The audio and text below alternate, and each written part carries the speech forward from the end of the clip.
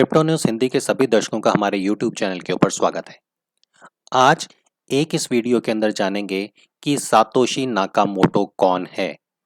Bitcoin को बनाने वाला सातोशी नाकामोटो कौन है, या वो टीम मेंबर कौन है जो सातोशी नाकामोटो के साथ इन्वॉल्व थे बिटकॉइन को बनाने के लिए। हर एक वीडियो के अंदर हर एक व्यक्ति की जो डिटेल आपको दी जाएगी वो पूरी तरीके से सटीक होगी, क्योंकि इस वीडियो की डिटेल में जाके आप उन सारे लिंक को भी चेक कर सकते हैं जहां से ये जानकारी हमारी टीम ने इकट्ठा की है। ये वीडियो आपकी अपनी लाइब्रेरी में स्टोर करने लायक वीडियो है और उन लोगों के साथ शेयर करने लायक वीडियो है जो बिटकॉइन को गहराई से जानना चाहते हैं। तो आइए इस वीडियो को शुरू करते हैं। बिटकॉइन के जो सबसे पहले डेवलपर हैं उसमें सबसे बड़ा और सबसे पहला जो नाम आता है उनका नाम है मार्टी मेलेमी। मार्टी मेलेमी की अगर हम बात करें तो Satoshi Nakamoto and Marti Malmi bitcoin dot O R G के सबसे पहले रजिस्टर्ड करने वाले डेवलपर्स में से एक हैं। मार्टी मेलेमी वो व्यक्ति हैं जिन्होंने सबसे पहले अपने लैपटॉप से करीबन 55,000 बिटकॉइन को माइन किया, और आज भी ये व्यक्ति एक्टिवली काम कर रहे हैं क्योंकि क्रिप्टोग्राफी को बहुत अच्छी तरीके से जानते हैं, बहुत अच्छे डेवलपर हैं। और इनका ट्विटर आईडी भी हम आप लोगों के साथ इस वीडियो में शेयर कर रहे हैं ताकि आप इनको फॉलो कर पाएं और देख पाएं कि कैसे आज भी ये एक्टिवली काम कर रहे हैं क्रिप्टो इंडस्ट्री के अंदर। मार्टी मेलेमी साइरस के नाम से बिटकॉइन टॉक के ऊपर रजिस्टर्ड हैं, और इन्होंने ये जो एक्टिवेशन किया था वो एक्टिवेशन किया था 20 नवंबर 2009 को। पहला बिटकॉइन माइन हुआ था 3 नवंबर 2009 को। और ये एक ऐसा प्लेटफॉर्म है जहां पे सातोशी नाकामोटो भी अपने रेगुलर पोस्ट करते रहते थे। तो सबसे पहला इस लिस्ट के अंदर नाम आता है मार्टी मेलेमी का। इसके बाद नाम आता है गेविन एंडरसन का। शायद आप में से बहुत कम लोगों ने बिटकॉइन की बात करते हुए गेविन एंडरसन का नाम सुना हो, लेकिन गेविन एंडरसन जो है वो एक सॉफ्टवेयर डेवलपर रह चुके हैं, एक 3D ग्राफिक डिजाइनर रह चुके हैं जो वर्चुअल रियलिटी सॉफ्टवेयर को बनाते हैं। और यहाँ पे अगर आप पढ़ेंगे तो यहाँ पे आप देखिए लिखा है Satoshi Nakamoto as the lead developer of the reference implementation of bitcoin client software after Nakamoto had announced his despair। जब सातोशी नाकामोटो बाजार से अचानक गायब हुए, उससे पहले उन्होंने बिटकॉइन की वेबसाइट या बिटकॉइन से रिलेटेड जो सॉफ्टवेयर है, डेवलपमेंट है, उसका सबका काम जो है वो गेविन एंडरसन को दिया।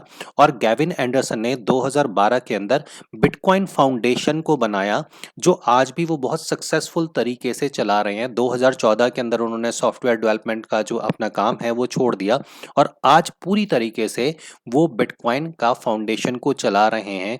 तो सातोशी नाकामोटो ने इस व्यक्ति को अगर ये सारे का सारा काम दिया, तो कहीं ना कहीं ये बात कंफर्म है कि ये एक ओरिजिनल डेवलपर हैं बिटकॉइन को बनाने के या बिटकॉइन की डेवलपमेंट के बारे में। सातोशी नाकामोटो ग्रुप के साथ गेविन एंडरसन डेफिनेटली जुड़े रहे हैं, और आज भी उसके ऊपर जो है वो बिटकॉइन फाउंडेशन के ऊपर काम कर रहे हैं।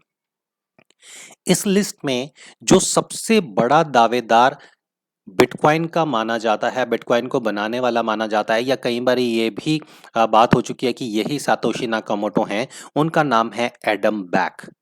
एडम बैक का नाम आपने सुना होगा।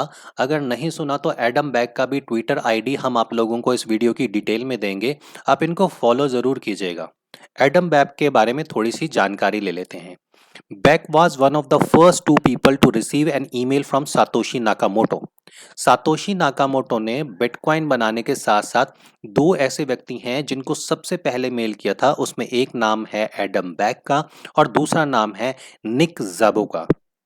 निक ज़ाबो एंड हैल फेनरी के बारे में हम आगे डिस्कशन करेंगे, लेकिन अभी बात करते हैं कि एडम बैक कौन है।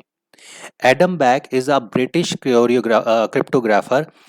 जो एडम बैक हैं, इन्होंने एक ऐसा फॉर्मूला इजाद किया था क्रिप्टोग्राफी का, जिसको हम आज की डेट में हैश कैश के नाम से जानते हैं। अगर आपने बिटकॉइन के वाइट पेपर को पढ़ा हो तो वहां पे आपको पता चलेगा कि बिटकॉइन माइनिंग के अंदर हैश कैश एक बहुत इंपॉर्टेंट रोल अदा करता है, और उसको बनाने का जो सारे का सारा श्रेय है वो है एडम बैक को। इनके नाम पे ही ये एक चीज बनी थी हैश कैश नाम से। आज भी एडम बैक बहुत ज़्यादा एक्टिव हैं बिटकॉइन के अंदर और क्रिप्टो करेंसी के अंदर, और अगर आप इनके ट्वीट के ऊपर जाके देखेंगे तब आपको समझ में आएगा कि एडम बैक बहुत एक्टिवली आज भी बिटकॉइन के साथ काम कर रहे हैं।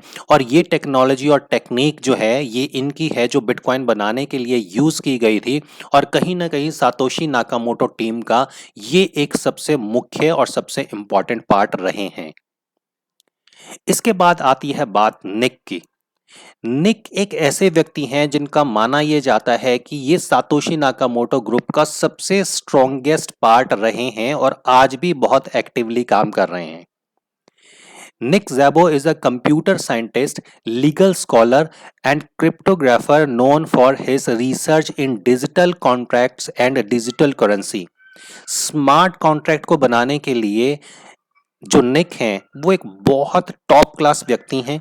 इसके साथ साथ निक की अगर हम बात करें तो इन 1998 इन्होंने डिज़ाइन किया था एक मैकेनिज्म डिसेंट्रलाइज्ड डिजिटल करेंसी के लिए, जिनको इन्होंने बिट गोल्ड का नाम दिया था। बिट गोल्ड हालांकि मार्केट में कभी इम्प्लांट है वो होके नहीं आ पाया, लेकिन ऐसा माना जाता है कि जो बिटकॉइन का कंप्लीट आर्किटेक्चर है उस कंप्लीट आर्किटेक्चर को बनाने में जो सबसे ज़्यादा इम्पॉर्टेंट रोल रहा है वो निक का रहा है, और आज भी निक बहुत एक्टिवली काम कर रहे हैं इस एक पूरे सिस्टम के साथ। तो बिटकॉइन को बनाने का जो सबसे बड़ा श्रेय अगर किसी व्यक्ति को जाता है तो एडम बैक के साथ जाता है निक को, क्योंकि सातोशी नाकामोटो ने जिन दो व्यक्ति को सबसे पहले मेल किया था उसके अंदर एडम बैक के बाद जो नाम आता है वो निक का आता है। इसके बाद नाम आता है हॉल फेनी का। हॉल फेनी वो सबसे पहले व्यक्ति हैं जिनको सातोशी नाकामोटो ने सबसे पहला बिटकॉइन भेजा था। 3 जनवरी 2009, 3 जनवरी 2009 वो दिन था जब बिटकॉइन सबसे पहला सातोशी नाकामोटो ने माइन करके 50 बिटकॉइन निकाले थे, और करीबन इसके 9 दिन बाद यानी कि 12 जनवरी 2009 को Hal Finney was the first receiver of bitcoin. सबसे पहली ट्रांजैक्शन जो है वो हॉल फेनी के पास गई थी। हॉल फेनी भी एक कंप्यूटर ग्राफर हैं, क्रिप्टोग्राफी को जानते थे बहुत अच्छी तरीके से, और कहीं ना कहीं इनकी क्रिप्टोग्राफी को भी सातोशी नाकामोटो एंड टीम ने बिटकॉइन बनाने के लिए इस्तेमाल किया। शायद यही कारण है कि हॉल फेनी को सबसे पहले बिटकॉइन सेंड किए गए थे। शायद इन्होंने बिटकॉइन को माइन नहीं किया, इसीलिए इनको एक तरीके से रिवॉर्ड के तौर पे सबसे पहले बिटकॉइन सेंड किए गए थे। 2014 में हॉल फेनी एक्सपायर हो चुके थे पैरालाइज की वजह से, और ऐसा माना जाता है कि इनके पास जितने भी बिटकॉइन हैं वो सभी बिटकॉइन इन्होंने खर्च कर दिए थे अपने इलाज के ऊपर। तो ये कुछ मुख्य लोग हैं जिनको हम मान सकते हैं कि ये बिटकॉइन में क्रिप्टो करेंसी के अंदर सातोशी नाकामोटो का एक इंपॉर्टेंट पार्ट रहे हैं। लेकिन जब आप गूगल के ऊपर सर्च करेंगे और वहां पे आप सातोशी नाकामोटो लिखेंगे तो इस एक पर्सन की तस्वीर आपके सामने आती है। इस पर्सन का नाम है डोरेन नाकामोटो। क्योंकि इनका नाम नाकामोटो है शायद इसीलिए ये गूगल के ऊपर सबसे पहले आ जाते हैं, लेकिन डोरेन नाकामोटो का बिटकॉइन से कहीं भी कोई लेना देना नहीं है। हालांकि जो इनकी फिलॉसफी है, जो हालांकि इनकी सोच है, वो कहीं ना कहीं ये प्रेडिक्शन देती हैं, ये दिखाती हैं कि यही सातोशी नाकामोटो हैं, क्योंकि ये सेंट्रलाइज्ड फाइनेंस के खिलाफ हैं। जो आज की डेट में पैसा है या गवर्नमेंट का जो टैक्स स्ट्रक्चर है उसके कहीं ना कहीं डोरेन नाकामोटो खिलाफ थे। और डोरेन नाकामोटो का एक इंटरव्यू किया था एक बहुत बड़ी वेबसाइट ने, और उन्होंने इनको पोक किया था और ये बताया था कि यही डोरेन नाकामोटो ही सातोशी नाकामोटो है, क्योंकि ये हॉल फेनी के नेबर भी रह चुके हैं और उनसे इनका बहुत मिलना जुलना था, इसलिए भी इनके ऊपर ये ऑब्लिगेशंस लगते हैं कि यही सातोशी नाकामोटो हैं। लेकिन डोरेन ने, आप यहाँ देख सकते हैं, अपने आई कार्ड तक दिखाए थे और उन्होंने कहा था कि मैं सातोशी नाकामोटो नहीं हूँ। हालांकि सातोशी नाकामोटो ग्रुप जो है इन्होंने कई बारी डोरेन नाकामोटो को अपने सेमिनार्स में बुलाया था, और करीबन 104 बिटकॉइन इनको सिर्फ बिटकॉइन के बोलने के लिए दिए गए थे, जो आज की डेट में इनके वॉलेट में नहीं है, यानी कि ये वो खर्च कर चुके हैं। तो ये कुछ लोग हैं जो ये समझ आता है कि सातोशी नाकामोटो या सातोशी नाकामोटो ग्रुप के मेंबर हैं। तो अब आपको पता चल गया होगा कि सातोशी नाकामोटो कौन है और उनके मेंबर कौन कौन रह चुके हैं।